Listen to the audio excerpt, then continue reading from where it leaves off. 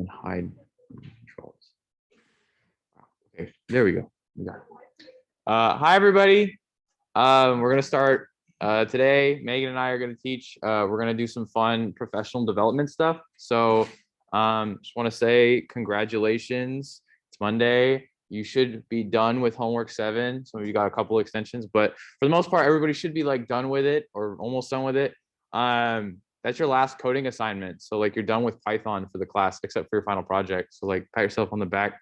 Yay. Okay, nobody did it, but whatever. Yeah, no, it's really exciting. You're done. You can say that you've learned Python pretty much. And all the other homeworks from now on are going to be like, write a resume or like write a website, make a website, which if you use website builders and stuff, they're super easy. It's more fun, more aesthetic minded, stuff like that. Not nearly as difficult so that you have lots of time to work on your projects. So yeah, homework 8 will be live in like right as soon as this lecture is over, and it'll just be like to write your curriculum vitae, and we're going to talk about how to do that today. There will be resources like Megan will show you them. They're on the website, or they're on the B courses for how to like make a decent CV or like what you should be thinking about when you're writing yours. And then don't forget to keep working on your final projects. Like I said, homework assignments are going to be lighter, so you can work on them. And then we're going to have check-ins this Wednesday. So like we want to see everybody here on Wednesday because you need to get a check off to make sure, or so that we know that you're working on the project. We do this so that it's not like already several weeks in or a couple weeks into the project after the proposals are done and nobody has any code. We want to make sure that that does not happen. I think the hardest part about a final project is getting started, getting the ball rolling. And then once people know what they need to do, it makes it a lot easier. So we're going to have check-ins on Wednesday. So bring your whole group, try to get everybody to come in person or on Zoom, preferably in person so that we could just check you off. We'll sit down with you. You don't have to have like a set number of lines written or anything like that, but you should have questions for us. Hopefully, maybe something you're stuck on. Hopefully some sign that you've actually started writing code, maybe a shared document. We don't want to see blank screens, blank files. We want to make sure you have something. So please try to have something done for your groups and your final projects before that check-in on Wednesday. And we'll ask you some questions, mainly just to get a gauge of who's doing work in their project and who's not. We can kind of tell when somebody is just kind of tagging along or not doing anything or has been pretty absent. And it'll also be a good place if you have a group member that is not participating or being difficult to get a hold of, you can let us know and we can reach out to them to try and get things back on track so that you can finish on time. Hopefully that'll be good for everybody. Is there any questions about that?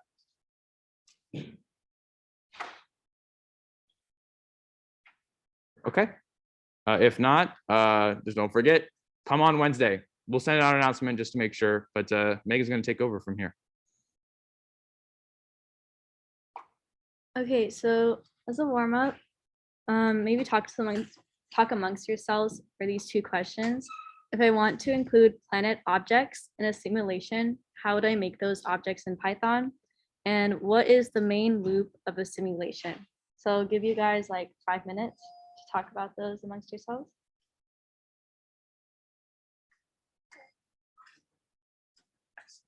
I forgot those warm-ups. Nice. That's good. Yeah, so then you'll there's a lot of people here than there was last time.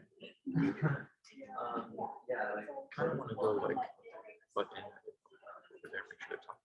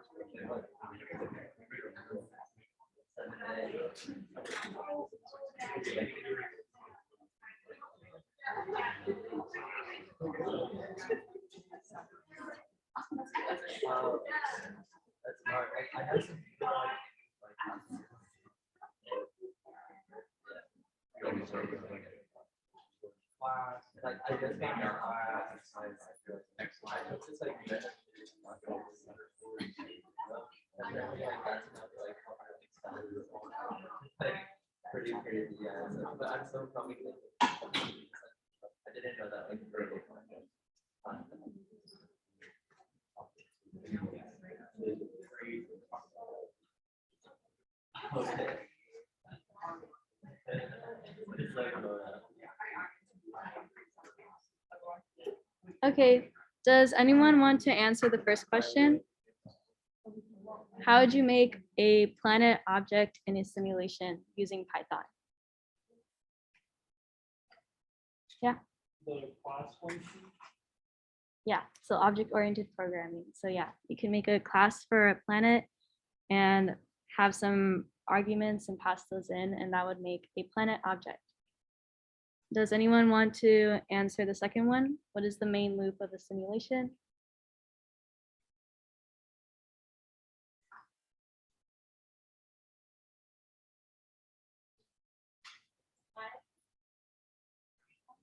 Yeah.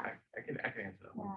Yeah, so like the main loop of a simulation is just like, stand up. It's just a while loop, right? And if you put everything inside of that while loop, right? So like when your simulation is done or your video game is done, like the player dies, or maybe you finish like 10 million years or whatever time frame you want to stop at, or some condition happens that you want to end the thing, then you exit the while loop with like a break or like a stop, or turn the condition to a false, and then that'll stop your while loop. And that whole loop that captures like how to draw, how to do the physics, how to, I don't know, whatever you want, keep scores and tracks and all, or track of everything, that all that stuff goes in the main loop, and it stops when you're done, when you don't want to run the simulation anymore. Okay, so it's just a while loop.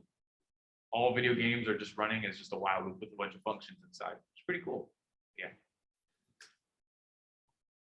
Okay, so now we're going to talk about curriculum vitae, which are also known as CVs. So basically, they're a resume, but for college students, and it basically can include job experience, but also different projects and research stuff that you've worked on. And they're really important for job applications or even grad school applications. Also for any like college job you're going to apply to, or any internship as well. So we're going to go into some examples. How do I exit? Where do you want to go? Do you want to go to B courses?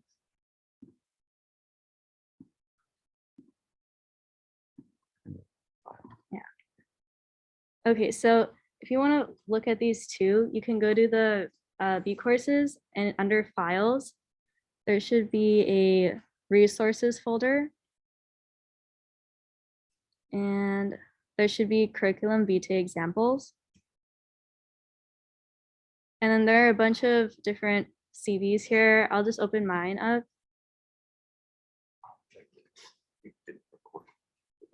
Yeah, we did. So if this loads.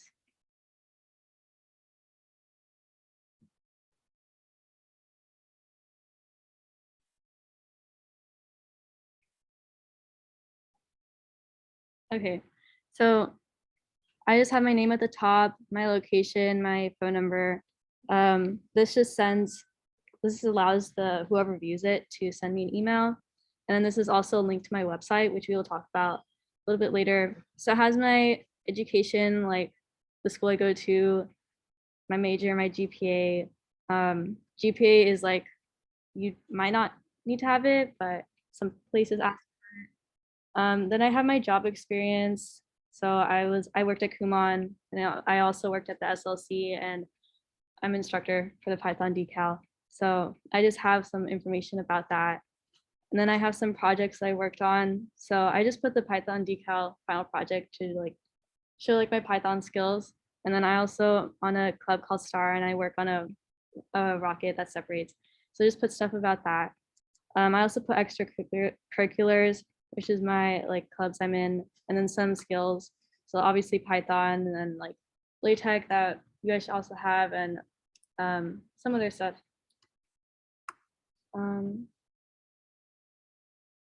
And Claire said I could share hers.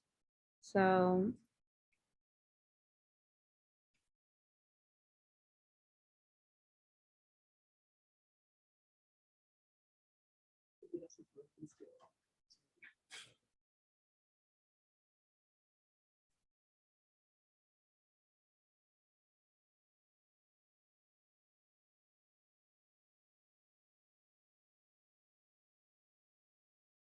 Also, while it's loading, I just want to like make sure that everybody knows if you don't feel like you have skills, you do. You definitely should put Python. I think I should see on everybody's CV if you do upload one that you do know Python because you took this class, so you know it. Wanted to make sure everybody as it like doesn't feel completely overwhelmed. You got at least one skill that's like the most important one. So.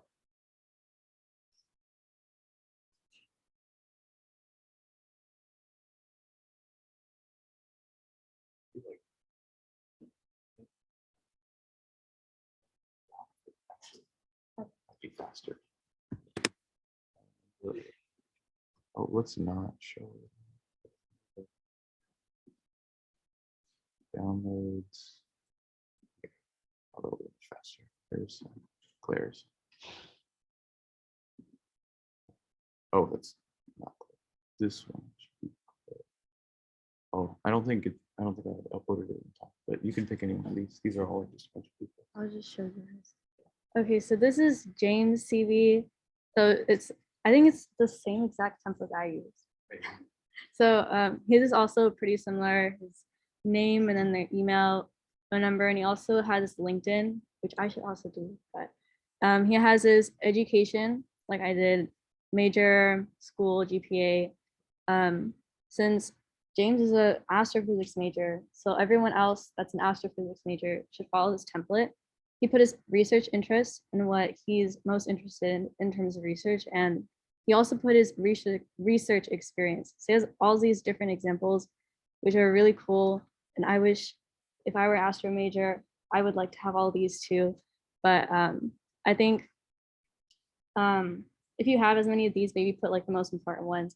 Or even if you don't have as many of these, it's like important to talk about what you learned from these experiences. He also includes his research talks, all the stuff that he's done and his skills, and then some outreach stuff. And then teaching.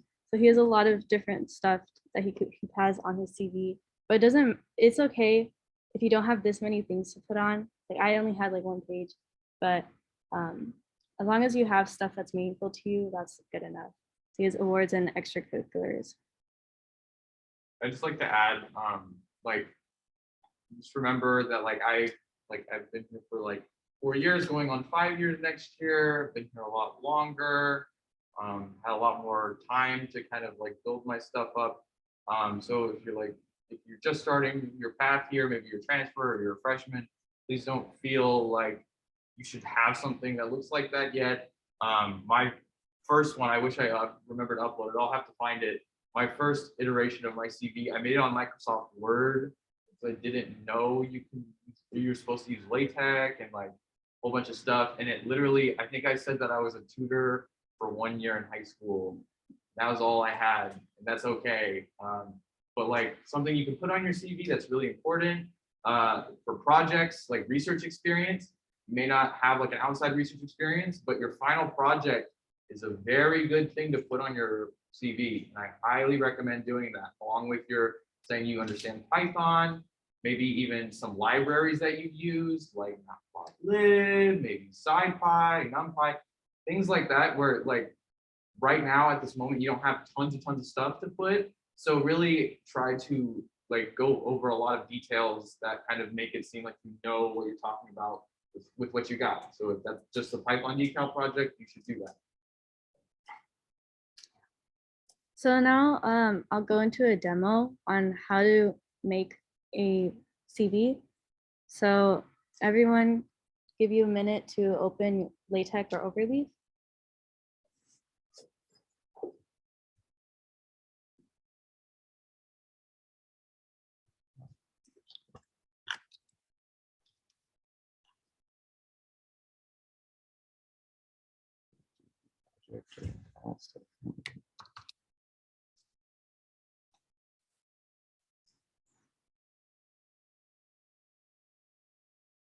Okay, so if you go to new project, it'll have a bunch of different tabs.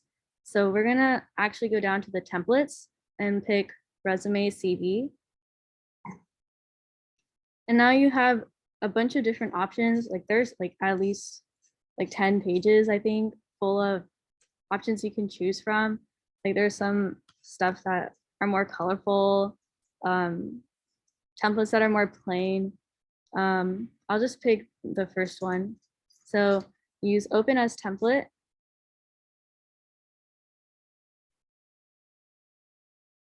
And now it's open as LaTeX, and it just has some different, it just has text there that you can change and fill in.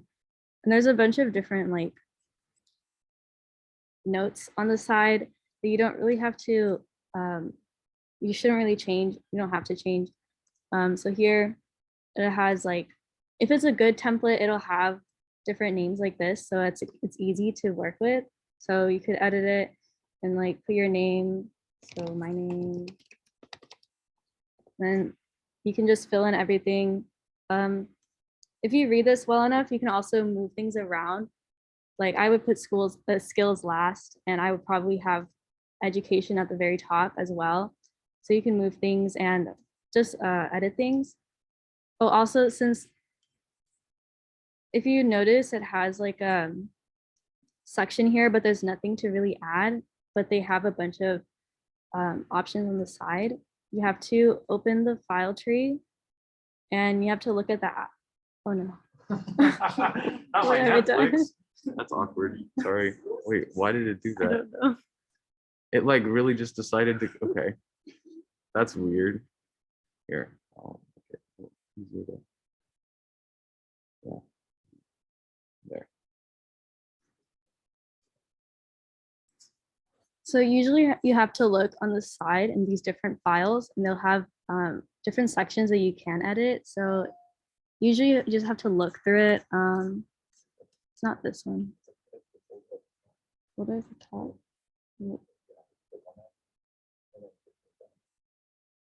Ah, yeah. So it has all of these things I can fill in.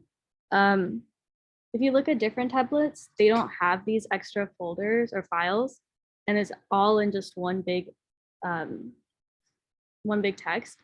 But some of these also have multiple files for the same thing. It just keeps things organized for whoever made it, and also for you as well. So yeah, that's how you make a CV. It's pretty easy. You can make one from scratch, but it probably take a long time unless you're really good at things like this. Yeah, that's how you make one in Over. And then so just to reiterate, or I guess I can move this so you can see, but yeah, so you're literally just like taking a template. There's like tons of them to choose from, and you edit it to like suit your needs. And it's like, that's about all the code, like all the LaTeX you really need, like nothing more than that. So it shouldn't be that daunting as long as you know where to go. Again, just to preface, or just to remind you, new project, and then you go to those templates and you pick one, you open it as a template. And I really want to stress this, people in like, at least in like the academic world, kind of, I don't know, I don't want to speak for everybody, but it's far better to have a LaTeX CV than a non-LaTeX CV. And and it's very easy to tell if somebody did LaTeX it. The reason why it's important to have a LaTeX CV is because it shows them already that you know how to use overleaf in LaTeX, which is the common paper writing like platform for scientists. So if you already know how to use LaTeX and overleaf, it kind of, it's already like a nice, like, oh good, they're not using Word. Yeah.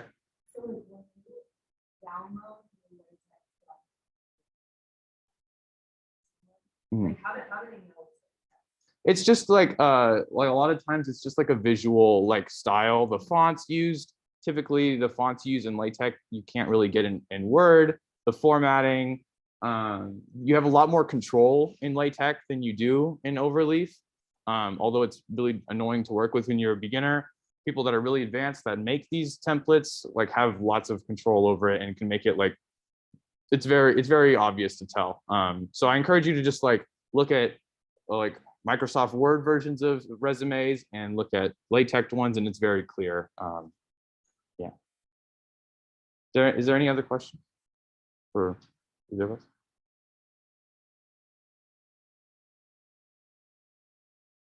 Okay. If not, then don't worry, we're not done. We're gonna move on to some good stuff. So we just went over how to write a CV, but I want to do a little bit more professional development material with you. Namely, I want to talk about websites. So here's a little exercise for you to think about. Let's say you applied to a research experience program over the summer, or like a surf program, whatever, some internship over the summer. And in this case, it's about astronomy, but it really could be anything. This was a REU prompt I saw when I was making my rounds of applications for the summer programs. They asked for like a short personal statement, can't exceed 2 pages of single space text. And you have to answer a bunch of questions about like yourself, your career, like what you want to do, all that good stuff, and maybe your experience.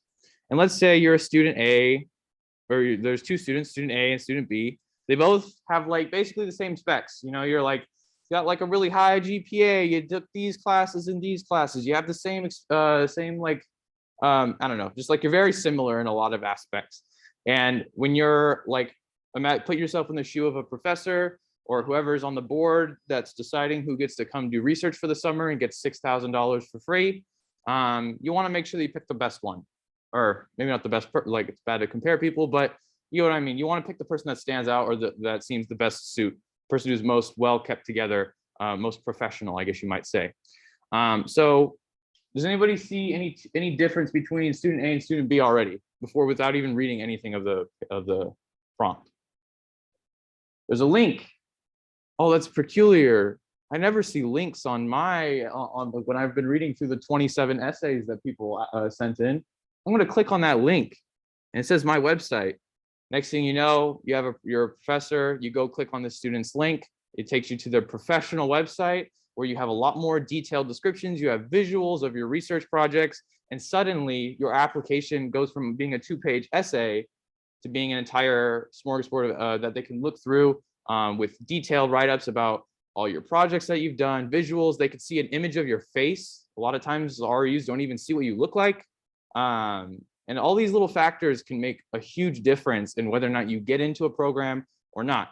Or cold email a professor. If you give them a website, chances are they'll be interested enough to click on it for a minute, and they can see who you are, what you're about. You can even write about like a little bit of your life story if you're willing to share that. A whole bunch of different different pros can come from making a professional website, and that's what we're going to talk about. So yeah, you had my curiosity, but now you have my attention. Imagine you're a professor and you see that link. It's very helpful.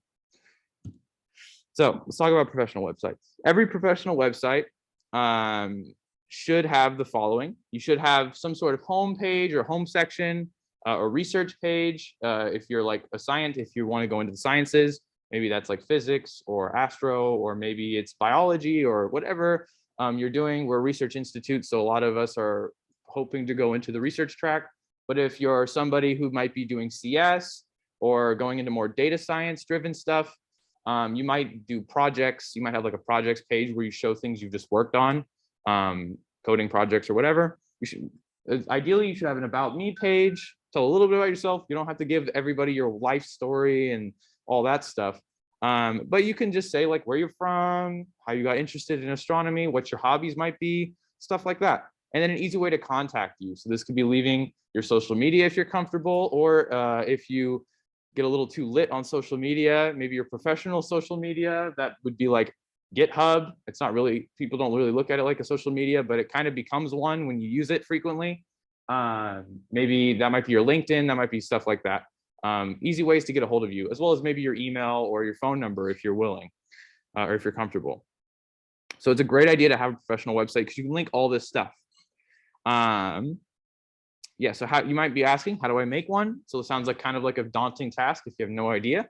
And there's lots of options for you. I want to list a few of them. It really depends on how much time and effort you're willing to put into it. it's like my hobby. I love doing this kind of stuff and I wish I could do it more often. So I went with like the most sophisticated one where you like write some code or like you pick a template and you like actually write some code in using HTML, CSS, or JavaScript. By no means could I code it all up from scratch. I don't know those languages, but I can at least download some files and edit them to my need, just like how we showed you with the overleaf and LaTeX. You can do the same thing, and that's through github.io. And most of the instructors use github.io, and you'll see what those websites can look like.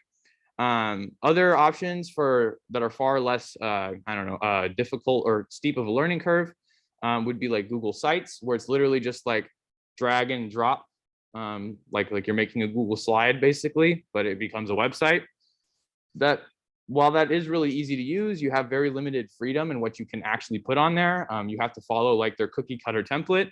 So if you don't really care about aesthetics or whatever, that's fine. But if you want to have it like customized just the way you like it, it might be a little bit more difficult. There's also other third-party apps like or like websites like Squarespace and WordPress, Wix that kind of do the same thing, but maybe offer a little bit more customization, but at the cost of putting like a banner that says made by Wix.com or something, and then it kind of looks a little funny. But if you don't really care about that and you just want to show your material, you think your material will stand for itself without having to see like Wix advertising or Squarespace on your website, then that's fine. And if you don't really care, that's totally fine too. WordPress is another option if you're really into like blogging, for example. That's like they have really good templates for that. And if you really want to get hardcore, like straight up, like feel like a real like web developer, you can go and start learning HTML, which is a whole nother language, and CSS and JavaScript. You can make that from scratch, and you can use apps like Adobe Dreamweaver. Because we're students, we get Adobe Suite for free. But that's like really hardcore, and like only if you really, really, really want to do it, I would recommend that. But otherwise, the other options are far easier than that. And just to reiterate what I'm saying, in terms of complexity, Google Sites is probably the easiest one, then Wix, Squarespace, WordPress, kind of all that. Then I would say github.io is like kind of getting a little bit more complicated. Still not really super, super complicated if you're just using templates, but then coding it yourself with HTML, CSS, and JavaScript, kind of the backbones of like how to format web pages and stylize them and give them functionality. All that stuff is like a bit more complicated, but you pay the price of complexity to get freedom, like being able to make it just the way you want. That's like a really valuable tool if you're into that kind of thing. So you can add functionalities and backends to your websites. You can be like some people where you like maybe have like like web scrapers on your website that maybe like you can like code up in Python or JavaScript if you go like the far right like route where you have a lot of complexity, and you can do like really cool things with your websites that you couldn't really do on like a Google site, for example. Just to go through all the different like pages that you should have, just like a little bit more detail or like features of your website, at least for a professional website based on like kind of like a resume or CV for yourself. Your homepage should give the visitor a gist of like what you are, who you are, what you do, like what you're about, your kind of story. Usually include some links to like GitHub or social media or LinkedIn, if that's your thing. And it's really recommended that you include a picture of yourself so people know what you look like, preferably if you're smiling. I'm sure there's some study out there. I'm not actually sure, but I'm sure that like if you have a picture of yourself smiling, it comes off as a lot more opening and like welcoming than like if you're closed faced and mad at them, or like just no picture of you at all. It really helps like when you're trying to get a sense of who somebody is, to have a nice like maybe a headshot profile picture of yourself, like where you look happy maybe, and they're like, oh, that looks like a nice young person. I want to do research with them. I don't know. But yeah, the opening page, homepage should have a little bit of a gist about you. Your research page, this is arguably the most important page on your website for getting future research. This is where people will go straight to if they're interested in working with you. This will be most likely reviewed by like postdocs or like application reviewers. That's what they'll look at first. You should definitely have your CV linked somewhere on there or displayed, like embedded into the page. That way it's like easy for them to see it. They can click on it and then boom, it pops up. You want to make it as easy as possible for whoever's looking at your website to learn as much about you as possible. You're trying to like dump information on them without them really knowing it. They're like, oh, I'm curious, click, boom. It's like, there it is. And I can see all these things about them that I didn't know before. That's what you're trying to go for. You want to include highlights of what you've done. Maybe this is like writing a little paragraph about like your Python decal project, the difficulties you dealt with, what you actually did. What did you learn? Did you use object-oriented programming? Did you write some algorithm? Did you simulate something? Like all these things that sound really, really cool and really, really like big word fancy things. That's what you want to put on there. It'll make people really impressed. And for now, like I recommend, if you don't have anything to write about your final project. Like I just said, that's a good starting point. And then you can update and add things to your personal websites. I think it made a big difference for a lot of like previous students in this class who have told us that they got into REUs and whatnot. They said they linked their websites and it helped. So if you want to stand out, it's a really good thing to have a really top-notch research page. In fact, I would spend most of your time doing this page, making sure it's very nice and easy to read. In your About Me page, you want to talk more about yourself in a little bit more detail, a little bit more depth. You don't have to give the whole life story, but like maybe a paragraph about yourself, maybe some hobbies, stuff like that. This is definitely more of an optional section, but it often is a good gauge of character. So I would not recommend putting memes all over the place on this one, like some of your lab or some of your like project proposals. This one is a bit more serious. You want to be like you want to give off your first impression without even saying anything to anybody. This is where they'll get that first impression, hopefully, on your About You page.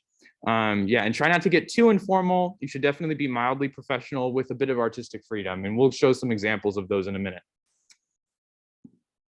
And then extras, if you have a really cool hobby, include it. So astro majors, it's almost cliche at this point. Astrophotography, a lot of astro majors like to take pictures of the sky. So you can do that if that's your thing. Maybe you're into making music and you have like recordings or performances or videos of you doing that. Super cool. That like you can make it a whole page just about like your music. We had students in the past that run their own Etsy shops.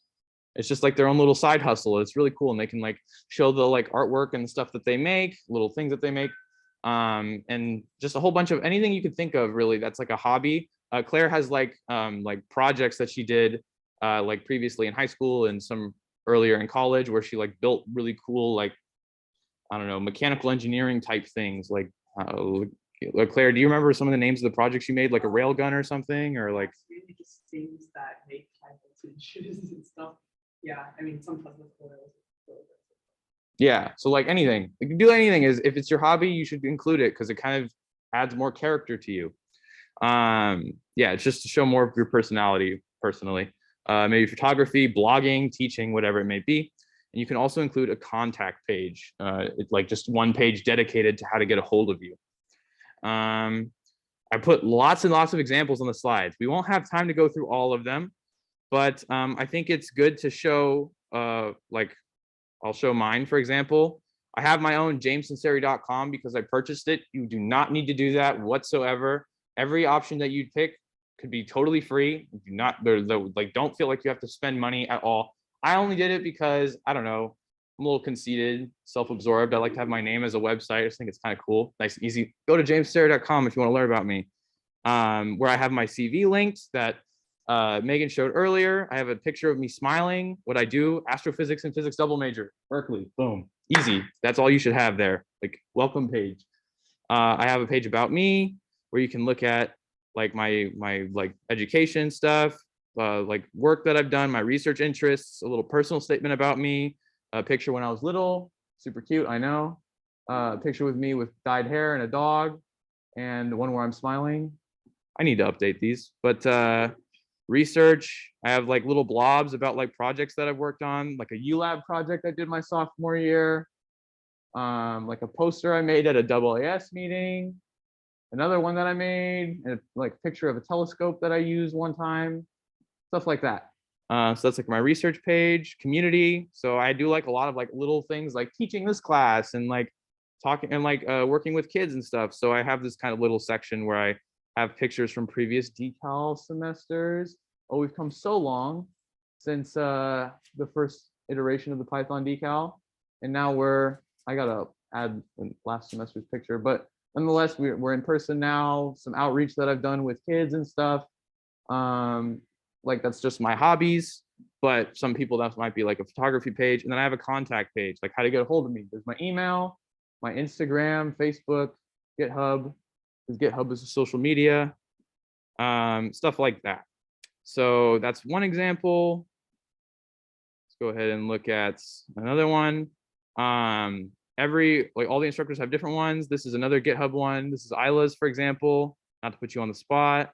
Looks pretty cool. Like this intro page, boom, there's the resume to click. Some like research that she's worked on, where you can click on learn more, like a summary of the projects, and then a distorted picture of her. Yeah, sorry for pointing that out. But here you can say she talks about like hiking or co-op, backpacking, just as a little like splurge of personality, which is nice to have. Where are we on time? Yeah, we have some time. Yeah, I'm feeling Claire really wants me to show her website. So this is Claire's website. It's very fancy. We've got like some animated stuff going on the left side. You can see it's like, this is like the intro welcome page, a nice picture of Claire smiling. Very nice. CV, you can click on it. Much easier to load. Here's the CV that Megan was trying to get to in the first place. Looks a bit different than all the other ones, but it's a bit more artistic freedom. Claire also has different interests, maybe like a little bit more design oriented or whatever that might be. As you can see, it's not just Astro, it's like a bunch of other things, which is pretty cool. Very nicely formatted, but again, personal projects, outreach, teaching, research experience, stuff like that. And like, who am I? All that good stuff. To go back to the website. Going back to the website, Claire has like an art section from like, I think this is Dungeons and Dragons stuff, right? D&D. Yeah, like a bunch of artwork from that, but like that gives personality, you know, it's like, ah, yes, I see. And they were on Tumblr, yeah. Oh, yeah, I got lost in the website, but there's also a page for research and all that good stuff. We can keep going. So those are all sites made with github.io, where you can use like different templates where you have to like fill it in. But if you want to see one made with Google Sites, this is Megan's website.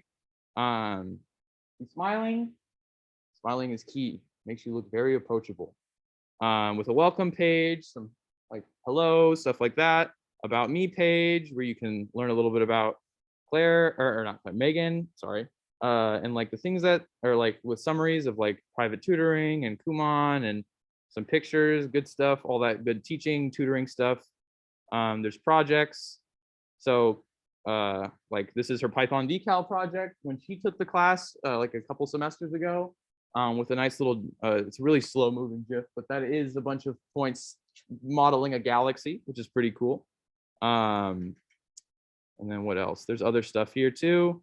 A contact page, extracurriculars, and all that good stuff, rocketry. So that's like, you can see it's a little bit more, I don't want to say cookie cutter, but it's definitely like from a template, in the sense that you may not have like all the control in the world, but you do have the like simplicity and ease of just like dragging and dropping, and it's a lot faster that way if you want to do it that way. They're totally acceptable. And I guess the only other downfall is that you have a really long URL on your link. So this is like the website link for Google Sites link. If you want to see a Wix site, Annie, are you okay with me showing your website? Cool. This is like made with Wix, so you can see if it's third party, you have like this like banner at the top, which if you're okay with it, that's totally fine. It's a little bit more robust than the Google Sites like drag and drop method, but it still follows the same drag and drop method. And you can kind of like use a template just like that. Here Annie has like a bunch of stuff like saying like a about me page, maybe some link to research projects, another Decal project right here on the right, with some descriptions and stuff like that, a research thing that she did over the summer, and a contact page, all that good stuff. Let's see, I'm just going through as many different examples of like things you can do. So that's like, we just showed github.io sites, we showed Wix sites and Google Sites, but maybe you want to be like, if you want to like make your Wix site and then pay the extra $1 to like get a custom URL without the Wix thing, you can go really overboard like this. This guy's name's UK. he was an undergrad here, but now he's working at Johns Hopkins University as a grad student. He like went the extra mile and probably spent maybe like 20-30 hours on this website, I swear. But it's really fancy. You have like a biography page about him with like a picture of him smiling. Smiling's key. And he has his kind of resume / CV like printed on the website, so it's like embedded and clean. He's got some hobbies: cycling, bouldering, printing, stuff like that. Links to all the research and stuff he's worked on. He's got like a whole bunch of science pages because he's absolutely mental when it comes to all the projects he's worked on. It's really incredible. But he has like all these different like subtopics of research that he's done, and you can like link to all this stuff. He's a grad student. He's working with Adam Reese and stuff. He's very, very very sophisticated. But his hobbies: photography. He's into taking pictures. Very common astronomer type vibes. And he also does music. So he has like a whole music page dedicated to that. Although it's still under progress. But really quick. So that's like a Wix site taken to extreme. I'm almost done. Don't worry. This is a site made with WordPress. So this is another grad student who's working at, I think he's at Caltech now. But his name's Nick Rui. He actually taught the course before we did. So it's pretty cool. He's more of like a blogger type. So he likes to like kind of write like little posts about like what he's done, and like that's more his thing. He likes the blog style. But he has like research, outreach, teaching, journal club stuff, and like an about me page. It's nice to kind of like have a whole bunch of stuff that he's worked on. You can go to his CV and you can click on his CV and learn about him that way. So this is more WordPressy. It's more like blog oriented. I would recommend if that's your thing, you like writing, I would totally recommend kind of going the WordPress route. And of course, you can go look at all these websites. They'll all be linked. But I really do want to show you like what raw HTML looks like. Something else. So this is like typically if you ever see a professor who has a website, it probably looks like this. Because they're like hecka old school. Yeah, this is, I was about to say something bad. This is the hardest way you could go about it. So like, if it looks like this, they actually took the time to write up the document from scratch and try to learn HTML, CSS, and JavaScript. But the thing is, we're not web developers. So like, we don't know how to do that really well. And it looks like that when it's done. But of course, it's functional. It gets the job done. Has a little blob, a picture of him smiling. This is Nick Choksey. He's a grad student in the department. Link to his CV and papers he's written. His CV is also in LaTeX. A nice little picture of his dog. And he likes Star Trek, Doctor Who, and Lord of the Rings, and eating hummus. Interesting things. Classes he's taught, course materials and stuff like that. So, and then we can go to a professor's, like another, boom, professor. That's typically how they make their websites. This one's also from scratch. This is Eugene Chang. He's a big professor in the department, with links to a bunch of stuff that he's worked on and all that stuff. So this is like what it looks like when you do like the raw HTML route. It's not very pretty, but it is like a lot more complicated. And when you really do get the sense of like how to do, or like when you take the time to learn the CSS and JavaScript, you can do some really cool stuff and you can make it really fancy, but we like using templates because that's easier. And I think that's just about everything I wanted to show in terms of like the different types of sites you can make. So github.io is kind of like, you do have to like edit like HTML, CSS, JavaScript files, which are like kind of complicated, but it's really just like the same thing as like making your CV where you're just kind of like fitting into a template. If you want to write it from scratch, it's a lot harder, but it's free. Like you could do Google sites like Megan's site. You could do Wix sites like Annie's site and other ones, stuff like that. And then there's this really cool website. I don't know if it'll load, but it is pretty cool. This is like by a pro web developer, and I just thought it was like the coolest thing ever, where it probably was super laggy. But like, this is a professional website where, like, I kid you not, he's like a web developer. So this is like his job for a living, but it's like 3D and it's like playable. So you can like go to the projects that he's worked on and like, you can like press enter on them and like, it'll like take you to the projects he's worked on. This is like uber hardcore. If you could figure out how to do this, I will pay you $1,000 to do my website for me.